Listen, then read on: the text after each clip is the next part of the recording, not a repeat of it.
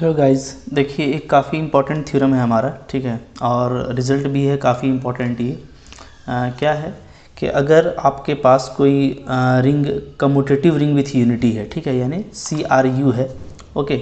तो आपका जो फैक्टर रिंग है R/P, ये क्या होगा, ये इंटीग्रल डोमेन होगा अगर P आपका क्या होगा, प्राइम आइडियल, ठीक है। इसको अच्छे से आप बिल्कुल समझ लें, ठीक है, कि जो हमारा R/P है, ठीक है, ये जो फैक्टर रिंग है ये क्या होगा, ये आपका इंटीग्रल डोमेन होगा, ठीक है। ID कब होगा, जब ये P हमारा प्राइम आइडियल होगा। अदरवाइज़ ये जो R/I है, यानी ये जो फैक्टर रिंग है, ये हमारा क्या होगा, ये एक फील्ड होगा अगर I क्या होगा, मैक्सिमल आइडियल होगा, ठीक है। तो प्राइम आइडियल अगर होगा तो ये क्या होगा, ये इंटीग्रल डोमेन हो जाएगा। और अगर मैक्सिमल आइडियल हो जाता है ये जिससे आप फैक्टर कर रहे हैं रिंग का, तो वो क्या हो जाएगा, R/I आपका फील्ड हो जाएगा, ठीक है। तो आइए पहले हम लोग पहला थ्योरम ले लेते हैं कि स्टेटमेंट मेरा क्या है कि R/P मेरा इंटीग्रल डोमेन होगा अगर P मेरा प्राइम आइडियल हो, ठीक है। तो देखिए इसका प्रूफ भी ज़्यादा मुश्किल नहीं है, काफ़ी इजीली आप इसको प्रूफ कर सकते हैं। देखिए मैंने यहाँ पे इसका प्रूफ कर दे रहा हूँ, ठीक है। कंपटीशन में ये रिज़ल्ट काफ़ी इंपॉर्टेंट है, ठीक है।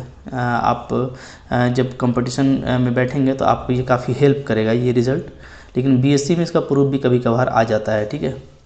तो प्रूफ देखिए कैसे कर सकते हैं। फर्स्ट मैंने सपोज कर लिया लेट R इज़ CRU, ठीक है। R मेरा क्या है, कम्यूटेटिव रिंग विथ यूनिटी है, और मैं ये ले लेता हूँ and R/P is an integral domain, और R/P मेरा क्या है, इंटीग्रल डोमेन है, ठीक है। तो हमको क्या शो करना है, तो हमको शो करना होगा कि P मेरा क्या है, प्राइम आइडियल, ठीक है। अच्छा, प्राइम आइडियल का डेफिनेशन आप जानते हैं। अगर मेरे को P को प्राइम आइडियल प्रूफ करना है, इसका मतलब ये कि अगर मैं कोई दो एलिमेंट रिंग का लूँ, ठीक है, इस तरीके से कि इसका जो प्रोडक्ट है वो प्रोडक्ट वैल्यू मेरा P में है, P में बिलोंग करता है, तो आइदर A को P में होना पड़ेगा या B को P में होना पड़ेगा, ठीक है। यही प्राइम आइडियल का डेफिनेशन है कि अगर प्रोडक्ट वैल्यू P में है तो जो प्रोडक्ट का जो पार्ट है A और B वो आइदर P में होना चाहिए। तो आइए मैं इसको ले लेता हूँ और इसको एग्जिस्ट करा लेता हूँ, देखता हूँ ये है कि नहीं है, ठीक है। लेट अस सपोज कर लेते हैं हम लोग के AB मेरा रिंग का एलिमेंट है और जो प्रोडक्ट वैल्यू है वो P में बिलोंग करता है। अब आप देखें अगर AB अगर P का एलिमेंट है तो हम क्या लिख सकते हैं, AB + P = P, okay. कॉसेट property से, कॉसेट प्रॉपर्टी आपको मैंने बताया है पीछे वीडियोस में कि अगर x जो है वो P का एलिमेंट है तो x + P = क्या होता है, P हो जाता है, ठीक है। चूँकि यहाँ पे हम लोग बात कर रहे हैं किसका, फैक्टर रिंग R/P का, तो डेफिनेटली क्या है कि R को जो हम फैक्टर कर रहे हैं वो कॉसेट्स में कर रहे हैं, ठीक है। तो हम जो कॉसेट्स हम लोग ले रहे हैं तो हम लोग P का कॉसेट्स हम लोग P के कॉसेट्स में R को लिखेंगे, ठीक है। इस तरीके से हम R का फैक्टर कर रहे हैं, तो कॉसेट प्रॉपर्टी से ये होता है, क्लियर। अच्छा, अब देखिए AB + P = P है, इसको हम कैसे लिख सकते हैं, A + P × B + P। ये भी प्रॉपर्टी आपको पता है, ठीक है, कि इसका जो वैल्यू है वो क्या होता है, वो होता है A × B + P। ये सब मैंने आपको पीछे वीडियो में बताया हुआ है रिजल्ट, ठीक है। तो ये इस तरीके से हो गया। इसको फिर आप इस तरीके से भी आप लिख सकते हैं 0 + P, ओके। और 0 + P हमारा क्या होता है, 0 + P is actually P and it is 0 element of R/P। ये मेरा R/P का क्या होता है, 0 एलिमेंट होता है।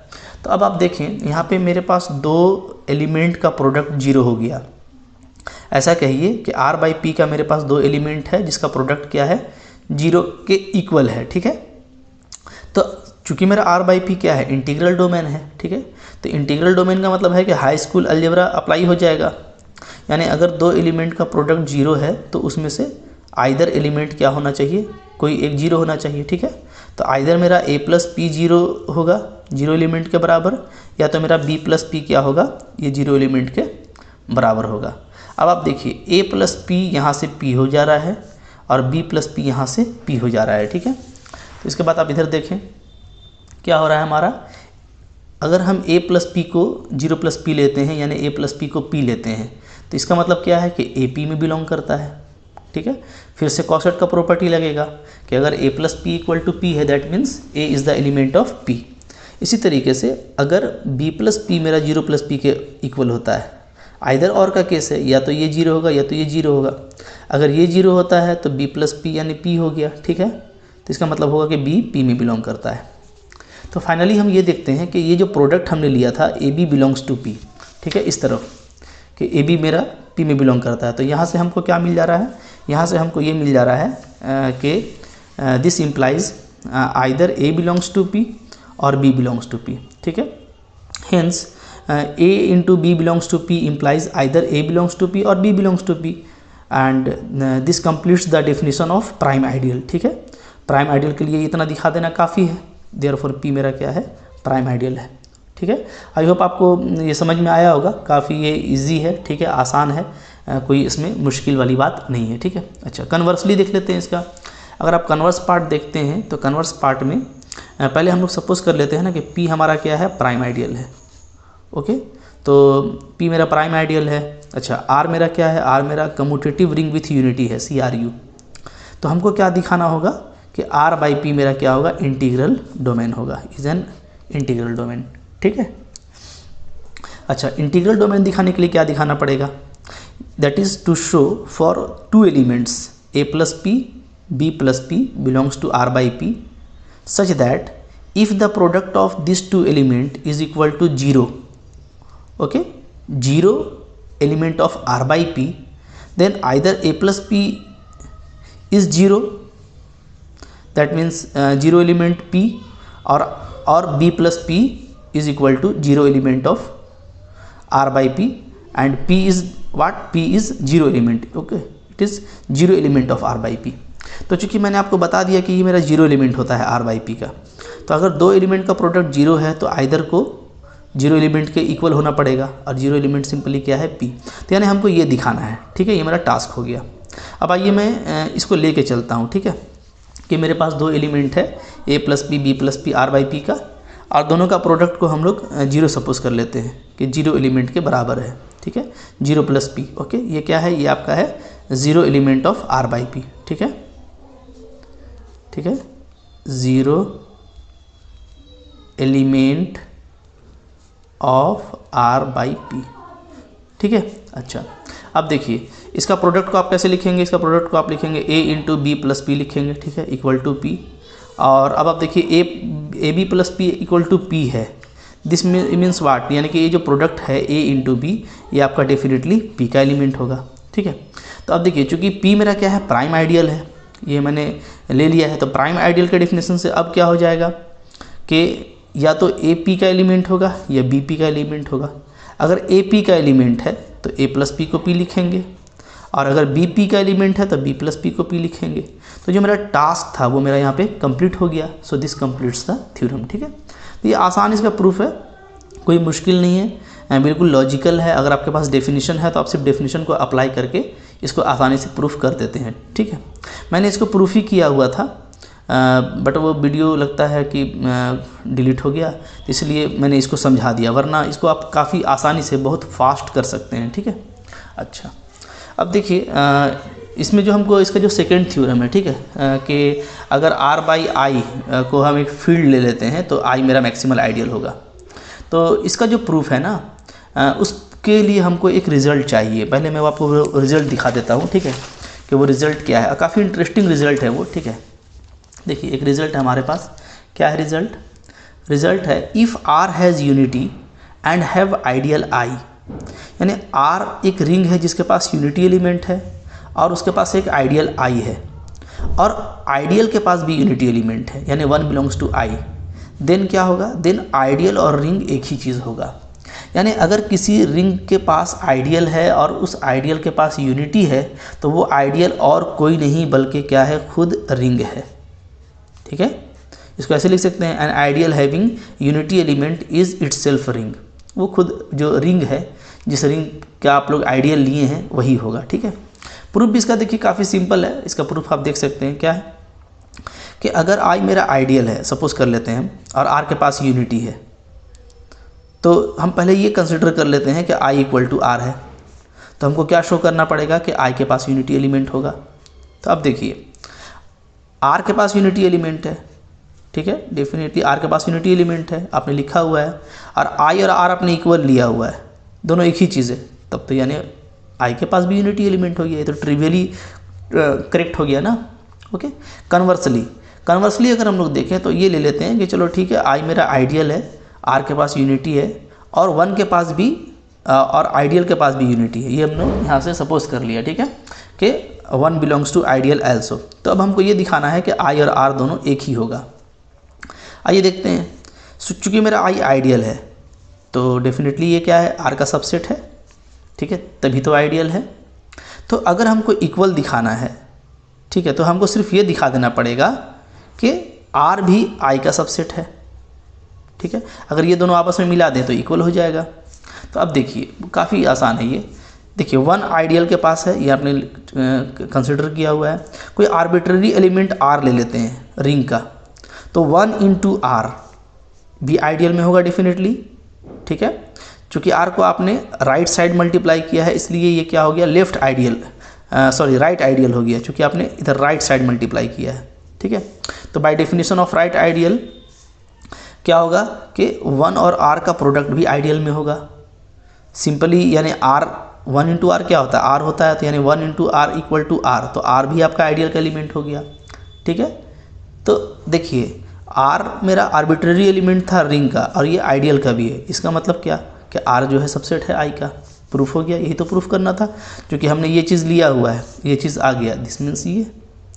तो ये काफ़ी इंपॉर्टेंट रिजल्ट है आपके लिए, और आप इस रिजल्ट को याद रखिएगा कि अगर आर के पास यूनिटी है, ठीक है, आर के पास अगर यूनिटी है और आइडियल आई है, और आई के पास भी अगर यूनिटी आ जाता है तो वो आइडियल और कोई नहीं बल्कि खुद रिंग होगा, ठीक है। सेकंड थ्योरम की तरफ चलते हैं। आइए, हमारा सेकंड थ्योरम क्या था, सेकंड थ्योरम था हमारा कि अगर मेरा आर CRU है, कम्यूटेटिव रिंग विथ यूनिटी, ठीक है, और आई इसका कोई आइडियल है, तो R बाई आई मेरा फील्ड बन जाएगा, कब, जब मेरा आई मैक्सिमल आइडियल होगा। सो R by I, this means this factor ring is a field, becomes a field if I is maximal ideal. Okay, ठीक है। आइए इसका भी प्रूफ देख लेते हैं। प्रूफ, R को कम्यूटेटिव रिंग विथ यूनिटी लिया है, और आई मेरा क्या है, आइडियल है R का, ठीक है। फर्स्ट हम सपोज कर लेते हैं कि मेरा R बाई आई क्या है, फील्ड है, ये हम सपोज कर लेते हैं, let R by I is a field. तो हमारा टास्क क्या हो गया, ये दिखाना कि ये जो I है वो क्या है, मैक्सिमल आइडियल है, ठीक है। अच्छा, मैक्सिमल आइडियल दिखाने के लिए हमको क्या करना पड़ेगा, इसका डेफिनेशन यूज़ करना पड़ेगा। तो हम चलिए पॉसिबल ले लेते हैं, सपोज करते हैं ना कि कोई आइडियल J है, let if possible there exist an ideal J of R such that I is contained in J and J is contained in R, ठीक है, ये हम लोग मान लेते हैं। तो हमको फिर यहाँ से ये दिखाना पड़ेगा to show either J equal to I और J इक्वल टू आर, ये दिखाना पड़ता है, ठीक है, कि अगर इस तरह का कोई है तो मैक्सिमल तभी होगा I जब मेरा J या तो I हो जाए, J या तो R हो जाए, ठीक है, अगर ये नहीं होगा तो ये मैक्सिमल नहीं होगा। तो हमको ये दिखाना है। आइए अब हम लोग यहाँ पे केस ले लेते हैं, क्योंकि आपने एक J इंट्रोड्यूस किया है ना, एक आइडियल इंट्रोड्यूस किया है आपने, नया आइडियल। तो दो बात हो सकता है कि हो सकता है कि ये आइडियल खुद आई हो, ठीक है, तो अगर ये आई ही आपने इंट्रोड्यूस किया है तब तो ये प्रूफ हो गया, देन नथिंग टू प्रूफ, ठीक है। अच्छा, केस 2 ये हो सकता है कि J जो मेरा है वो अदर देन आई हो। तो अगर ये अदर देन आई है यानी नॉट इक्वल टू आई है, ठीक है, देन तब एक बात तो रह जाएगा कि आई क्या होगा, आई जो है आपका प्रॉपरली कॉन्टेंट करेगा J में, क्योंकि आपने ये सपोज़ किया है कि आई सबसेट है J का। तो अगर इक्वल नहीं है तो यानी कि आई प्रॉपरली कॉन्टेंट करता है J में, ठीक है, यूजिंग 1, ठीक है। अच्छा, प्रॉपरली कॉन्टेंट करने का मतलब ये है, hence there exist an element B belongs to J, इसका मतलब है कि J में एक एलिमेंट B जरूर होगा जो I में नहीं होगा, नॉट बिलोंग्स टू आई, ठीक है, क्योंकि आई प्रॉपरली कॉन्टेंट करता है J में। तो J मेरा बड़ा सेट है और ऐसा सेट है कि जिसके पास कुछ ना कुछ एलिमेंट आई से डिफरेंट है, ठीक है। तो B अगर J में है तो वो आई में नहीं होगा, इस तरह का एक एलिमेंट हम ले लेते हैं। अच्छा, इसका मतलब क्या है, देखिए, अगर B not belongs to I है तो इसका मतलब ये है कि B plus I not equal to क्या होगा, आई। ये देखिए ये कॉन्ट्रापोजिटिव है कॉसेट की इस प्रॉपर्टी का कि अगर x बिलोंग्स टू i है कॉसेट के प्रॉपर्टी में तो x plus I equal to I होता है। इसका कॉन्ट्रापोजिटिव क्या होगा कि x अगर नॉट बिलोंग्स टू i है तो इसका मतलब है कि x plus I not equal to I होगा। क्योंकि ये जो रिजल्ट है ये रिजल्ट क्या है, डबल इम्प्लीकेशन पे है, यानी x belongs to i implies this and this relation implies x belongs to i। तो नॉट बिलोंग्स का मतलब ये डेफिनेटली है, ठीक है। अच्छा यहाँ से क्या मतलब आया, यहाँ से ये मतलब आ गया कि b प्लस आई जो है आपका वो नॉट इक्वल टू क्या है, 0 प्लस आई, ठीक है। लिख सकते हैं चूँकि 0 एलिमेंट हो जाएगा ये r बाई आई का, ओके 0 प्लस आई। तो यानी b प्लस आई मेरा क्या है, नॉन जीरो एलिमेंट है r बाई आई का। Thus we have b plus I a non zero element of r by I, ठीक है। अच्छा अब इसके बाद फिर हम लोग और आगे क्या करेंगे, तो ठीक है। तो इसके बाद मैं फिर इधर कंटिन्यू करता हूँ। देखिए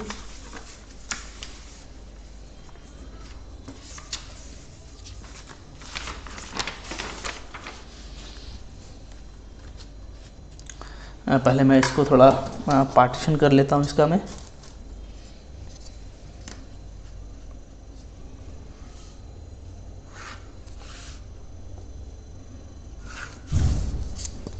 आइए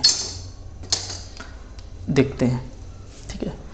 अब देखिए वो मेरे पास क्या आ गया, नॉन जीरो एलिमेंट आ गया ना। तो नॉन जीरो एलिमेंट का क्या मतलब है कि अगर नॉन जीरो एलिमेंट है इसका मतलब ये है कि उसका मल्टीप्लिकेटिव इन्वर्स, ठीक है, होना चाहिए, क्योंकि r बाई आई को हम लोगों ने फील्ड सपोज किया हुआ है, ठीक है। तो हम लोग ऐसे लिखेंगे, सिंस जो हमारा r बाई आई है वो क्या है, इज ए फील्ड, ये आपका फील्ड है, ठीक है। तो इसका मतलब क्या है, दिस इम्प्लाइज जो b प्लस आई है यानी आपका जो r बाई आई में बिलोंग करता है, ठीक है, इसका मल्टीप्लिकेटिव इन्वर्स होना चाहिए क्योंकि ये नॉन जीरो एलिमेंट है। तो has a multiplicative inverse, okay. इसका मल्टीप्लिकेटिव इन्वर्स मिलना चाहिए क्योंकि अगर ये फील्ड है तो फील्ड के हर नॉन जीरो एलिमेंट का मल्टीप्लिकेटिव इन्वर्स होना ज़रूरी है, ठीक है। लेट सपोज करते हैं कि मेरे पास c प्लस आई एक एलिमेंट है, belongs to r by I, r by I का एक एलिमेंट है, ठीक है। इज़ मल्टीप्लिकेटिव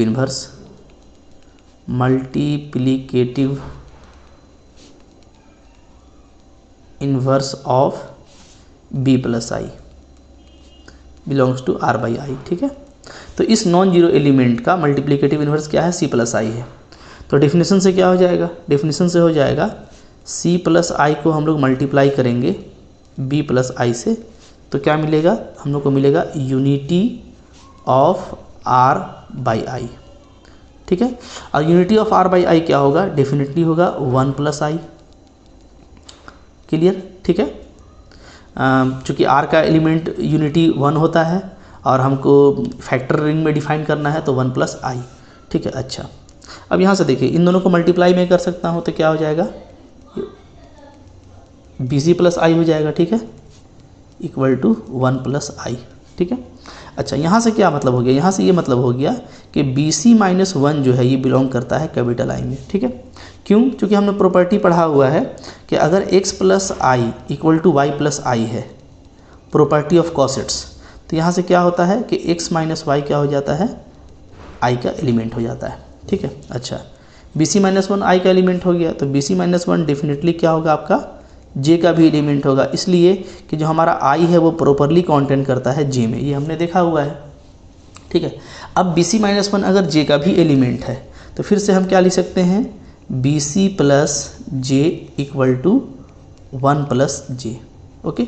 इसी प्रॉपर्टी के हिसाब से यहाँ से जब हम लोग यहाँ पे आए थे तो चूँकि ये डबल इम्प्लीकेशन है ना, कि अगर x plus I equal to Y plus I है तो ये होता है, यानी अगर x माइनस वाई ये है तो वो भी होगा। तो यहाँ से हम लोग इधर चले आए, ठीक है। अच्छा अब देखिए यहाँ पे क्या है ना कि जो BC है आपका ये J का एलिमेंट है, कैसे देखिए हम आपको दिखा रहे हैं।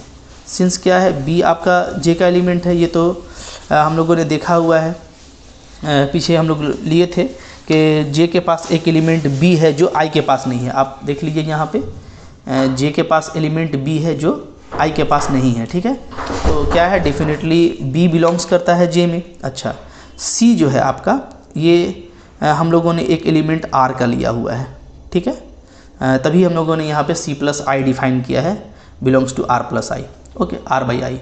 तो सी आर का एलिमेंट है, तो यहाँ से जो बी इंटू सी जो प्रोडक्ट है, तो ये क्या हो गया, ये राइट आइडियल हो गया, तो ये भी जे का होगा, क्योंकि जे आपका क्या है, आइडियल है, ठीक है, बाई डेफिनेशन ऑफ आइडियल। तो आइडियल के डेफिनेशन से ये आ गया कि बी सी भी जे का एलिमेंट होगा। अच्छा, अगर बी सी जे का एलिमेंट है तो क्या होगा, तो B C plus J equal to J हो जाएगा, ठीक है, आपका प्रॉपर्टी ऑफ कॉसेट। तो यहाँ पे हम क्या लिखेंगे, सिर्फ जे लिखेंगे, equal to 1 plus J, okay. तो अब क्या आ गया, जे इक्वल टू आपका आ गया 1 प्लस जे, ठीक है। इसका मतलब क्या, इसका मतलब ये है कि हमारा 1 जो है वो जे का एलिमेंट है, ठीक है। चूँकि कॉसेट में हम तो ये भी जानते हैं ना, कॉसेट के प्रॉपर्टी से क्या, कि अगर x जो है j का एलिमेंट है, ठीक है, तो कॉसेट के प्रॉपर्टी से क्या हो जाएगा, x plus J equal to J, ठीक है। तो अगर 1 plus J equal to J है, दैट मीन्स 1 मेरा j का एलिमेंट है, ठीक है। अच्छा, अब देखिए j क्या है, आपका आइडियल है, and j is an ideal, j is an ideal of r, j आपका एक आइडियल है r का। तो j का कोई आइडियल है जिसके पास यूनिटी है, तो हमने अभी जो रिजल्ट पढ़ा है जस्ट पीछे, उसका मतलब क्या हो जाएगा कि j और कुछ नहीं बल्कि खुद क्या होगा, रिंग होगा, ठीक है। तो जब हम लोग केस 2 लिया, इसका मतलब क्या, दिस मीन्स, इसका मतलब ये है कि जो हमने केस 2 लिया है कि अगर j मेरा i के बराबर नहीं है, तो डेफिनेटली क्या है, मेरा j r के इक्वल आ गया, ठीक है। तो इससे पता क्या चला कि i मेरा मैक्सिमल आइडियल है, ठीक है। thus i is maximal ideal of R, ठीक है, ओके। अच्छा, इसका कन्वर्स पार्ट भी देख लेते हैं, ओके। कन्वर्सली हम लोग इसको कैसे प्रूफ कर पाएंगे, देखिए कन्वर्सली हम लोग ऐसा लेके चलेंगे कि हम लोग I को मैक्सिमल आइडियल मान लेते हैं, ठीक है। Let I is maximal ideal of R, ठीक है। I को हम मैक्सिमल आइडियल मान लेते हैं, ठीक है। तो हमको क्या शो करना है, हमको शो करना है to show R by I is a field, R by I क्या होगा, मेरा एक फील्ड होगा, ठीक है, ये शो करना है। अच्छा, फील्ड शो करने के लिए क्या शो करना पड़ेगा, दैट इज़ टू शो, आपको शो करना पड़ेगा नंबर 1 ये कि R बाई आई क्या है, CRU है, यानी कम्यूटेटिव रिंग विथ यूनिटी है। और दूसरा ये कि every non zero element, every non-zero element of R by I has multiplicative inverse, ठीक है। ये दो चीज़ें आपको शो करनी पड़ेंगी। देखिए नंबर 1 को मैं शो करता हूँ, सिंस आप देखिए आपका जो R है रिंग, वो क्या है, वो CRU है, कम्यूटेटिव रिंग विथ यूनिटी है, ठीक है। तो आपको पता है कि अगर कोई कम्यूटेटिव रिंग है तो उसका फैक्टर भी क्या होता है, कम्यूटेटिव होता है। तो R बाई आई भी क्या होगा, इज़ CRU, ये भी कम्यूटेटिव हो गया, ठीक है। क्योंकि डेफिनेटली क्या है, ये R का सबसेट होगा। तो अगर R का सबसेट है और यूनिटी एलिमेंट है, तो हमको पता है कि R बाई आई जो है फैक्टर, ठीक है, ये भी क्या है, एक रिंग बनाता है, फैक्टर हमने ये देखा हुआ है। तो इसके पास भी यूनिटी एलिमेंट होगा, और चूँकि ये कम्यूटेटिव है तो ये भी आपका डेफिनेटली कम्यूटेटिव हो जाएगा, ठीक है। अच्छा, सेकंड में हमको दिखाना है, तो आइए हम एक नॉन जीरो एलिमेंट ले लेते हैं, ठीक है। Let y plus I is a non zero element of R by I, ये आर्बिट्ररी एलिमेंट है, ठीक है, y प्लस आई। तो इसका मतलब ये हुआ कि जो y प्लस आई है मेरा, वो ज़ीरो एलिमेंट के बराबर नहीं है, not equal to zero element of R by I. इसका मतलब क्या हो गया, इसका मतलब ये हो गया कि y plus I not equal to क्या, I। इसका मतलब ये हो गया कि y not belongs in I, ठीक है। फिर से वही प्रॉपर्टी लगा कि अगर y I में बिलोंग करेगा तो y plus I equal to I होगा। तो यहाँ पे इसका हम लोग क्या लगा दिए हैं, चूँकि ये डबल इम्प्लीकेशन में ये रिजल्ट है, तो अगर y plus I not equal to I है तो y not belongs to I होगा। ठीक है, अच्छा, तो y not belongs to I है। अब देखिए ये एक नॉन जीरो एलिमेंट है ना। वी हैव टू शो, हमको ये दिखाना है, वी हैव टू शो क्या, देयर एग्जिस्ट, ठीक है, z plus I belongs to r by I. j plus I को एक एलिमेंट होगा r बाई आई में, ठीक है, which is multiplicative inverse of y plus I. जो y प्लस आई का क्या होगा, मल्टीप्लीकेटिव इन्वर्स होगा। ठीक है, दैट इज़ क्या, दैट इज़ ये कि y प्लस आई को जब हम लोग मल्टीप्लाई करेंगे z प्लस आई से, तो हमको क्या मिलेगा, हमको मिलेगा यूनिटी मिलेगा ऑफ r बाई आई। ठीक है, और r बाई आई का यूनिटी क्या है, 1 प्लस आई, ये हमको मिलना चाहिए। क्लियर है।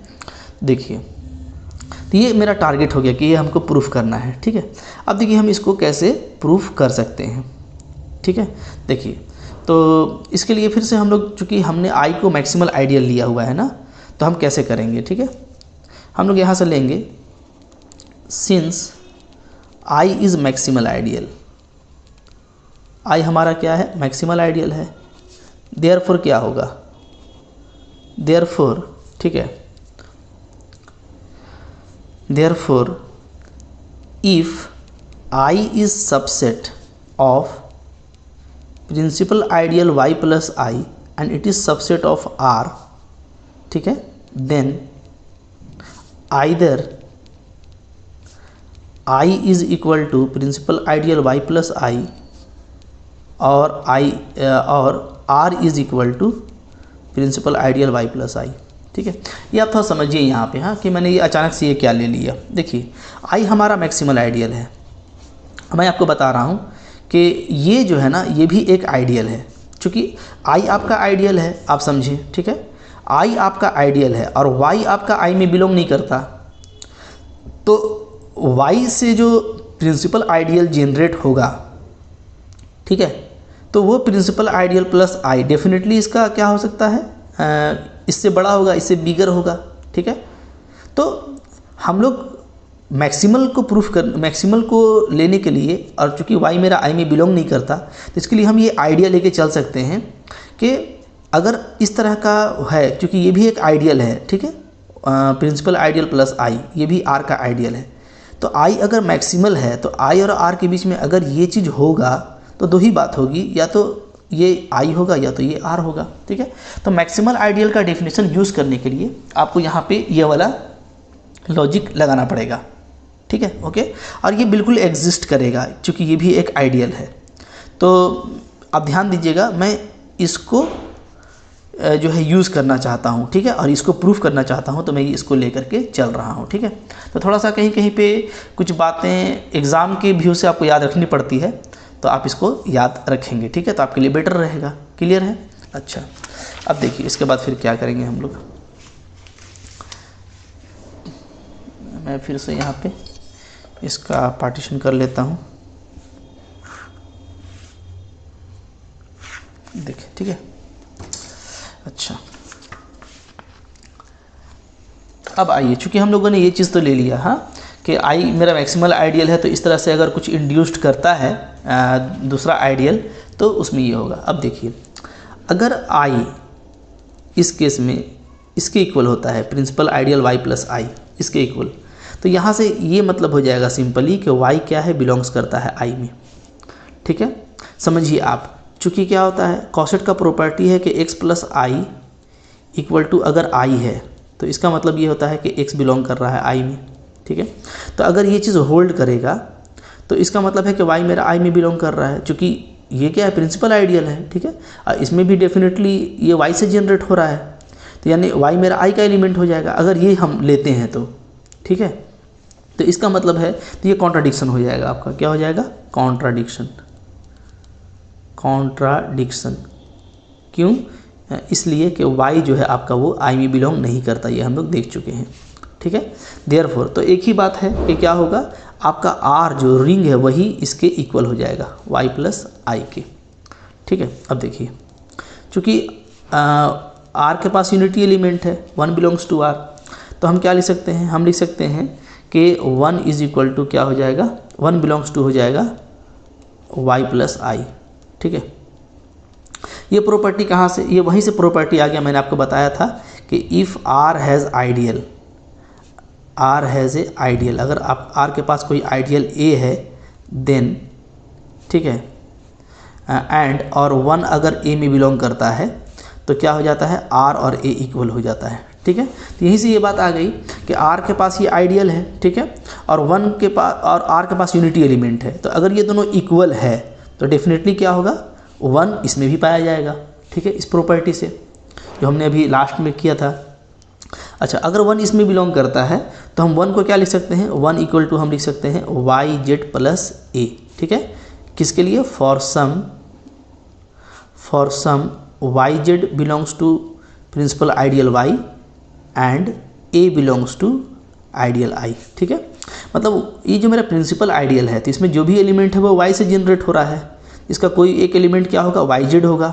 ठीक है, अच्छा, और ए मेरा आइडियल का कोई एलिमेंट है तो हम इसको ऐसे बिंदास तरीके से लिख सकते हैं। ठीक है, ओके, अच्छा, इसको आप ले लीजिए, ये आपका बहुत काम का चीज़ है, इसको इक्वेशन 2 ले लीजिए। ठीक है, नाउ अब जब हमको प्रूफ करना है हम उसकी तरफ चलते हैं।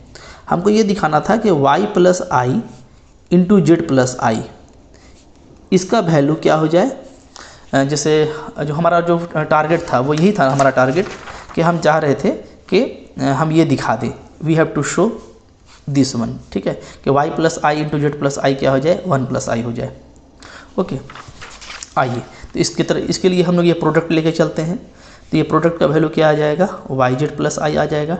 ठीक है, इसको आप क्या लिख सकते हैं, वाई जेड प्लस, इसको आप लिख सकते हैं ए प्लस आई। ठीक है, फिर से वही बात कॉसेट की प्रॉपर्टी कि चूँकि ए आपका आई का एलिमेंट है तो क्या होगा, ए प्लस आई आपका सिंपली आई की इक्वल होगा। ठीक है, अच्छा, अब देखिए इसको हम कैसे लिख सकते हैं, इसको हम लिख सकते हैं वाई जेड प्लस ए प्लस आई, ऐसा करके लिख सकते हैं। ठीक है, एसोसिएटिव हो जाएगा। अच्छा, वाई जेड प्लस ए का वैल्यू क्या है, 1, तो ये हो गया 1 प्लस आई। ठीक है, कहाँ से, यूजिंग 2। तो ये आपका क्या आ गया, ये जो है आपका यूनिटी एलिमेंट आ गया, unity element of r by आई, इस फैक्टर रिंग का यूनिटी एलिमेंट मिल गया। तो यही तो हमको दिखाना था ना कि y plus I Z plus I का मल्टीपल ये हो जाएगा। तो हम यहाँ से आप कह सकते हैं बिंदास कि जो z प्लस आई है belongs to r by I, ये क्या है,